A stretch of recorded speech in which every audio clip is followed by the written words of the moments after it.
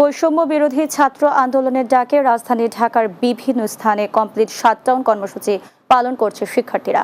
এতে যাত্রাবাড়ী এলাকায় আন্দোলনকারী শিক্ষার্থী, আইনশৃঙ্খলা রক্ষাকারী বাহিনী ও আওয়ামী লীগ নেতাকর্মীদের সঙ্গে ত্রিমুখী সংঘর্ষ হয়েছে।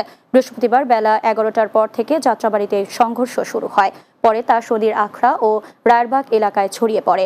কদমতলী বাবুবাজার এলাকায় আন্দোলনকারীরা মিছিল নিয়ে বের হলে পুলিশ তাদের ছত্রভঙ্গ করে দেয়। রাজধানীর মেরুল বাট্টা এলাকায় আন্দোলন করে ব্র্যাক ইউনিভার্সিটির শিক্ষার্থীরা। এতে যানবাহন চলাচল সম্পূর্ণ বন্ধ হয়ে যায়। রাজধানীর প্রগতি সরণি বসুন্ধরা গেটের সামনে থেকে নর্তা নতুন বাজার পর্যন্ত কোটা বিরোধী আন্দোলন করে বিভিন্ন বিশ্ববিদ্যালয়ের শিক্ষার্থীরা। এদিকে মিরপুর ও উত্তরায় পুলিশ ও র্যাবের সাথে সংঘর্ষ হয়েছে আন্দোলনকারীদের। সংঘর্ষের সময় সাউন্ড গ্রেনেড ও টিয়ারশেল নিক্ষেপ করে পুলিশ ও র্যাব। সিদ্ধেশ্বরী, শান্তিনগর ও মৌচাক মোড়ের সড়ক অবরোধ করে শিক্ষার্থীরা। তবে আজ ঢাকা বিশ্ববিদ্যালয় ক্যাম্পাস এলাকায় কোনো বিক্ষোভ সমাবেশ কিংবা আন্দোলন করতে দেখা যায়নি কোটা বিরোধীদের।